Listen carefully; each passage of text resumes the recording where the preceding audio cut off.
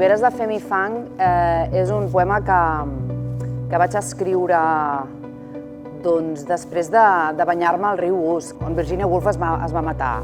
Llavors, jo vaig anar al riu, vaig banyar-m'hi, vaig submergir-m'hi, vaig fer tot un ritual molt personal de contacte amb aquesta escriptora, de contacte amb aquell moment fatal, i he triat aquest poema com a símbol d'aquest riu, com a símbol de la decisió de morir, i perquè penso que és un poema vell, bàsicament, que és el que intento, no?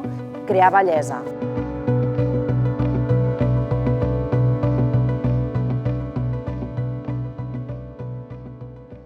Riberes de fems i fang prometen la justa immersió, les gralles, crits del silenci pur, oloraven de natura la fortor, els ulls de vaques, mosques ingents, el camí estret per si de cas, podia o no accedir, soft downs infinits dels teus amors.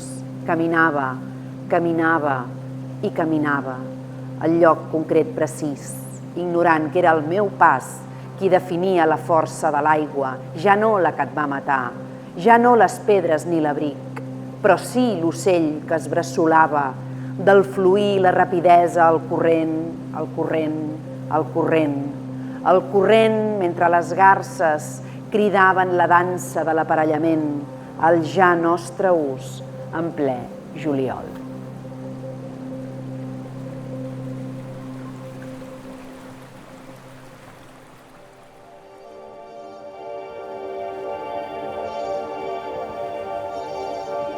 La Felícia Fuster l'he triat perquè és una artista que per mi és completa, una artista que té la part vital i la part artística també molt envitricollades, no? Si a més afegim que és una senyora que va començar a publicar poesia amb 60 anys, és a dir, que s'ho va pensar molt, aquí doncs ja tenim un referent d'humilitat, un referent de feina, alhora que cada poema és un repte formal molt potent.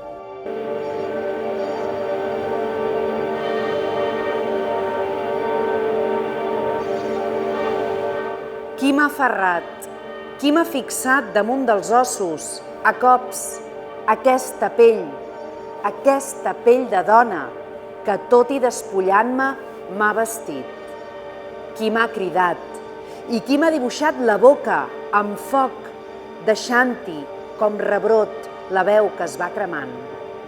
Òptic expert, em miro la mirada de la gent dintre de l'ull eixut i no hi vull llegir res. Cega els presagis, he avançat, reculant, i m'estimbo. Únicament són les pedres, els dits, que em van collint aquest abric estrany, palló que em deixa nua i que m'estreny.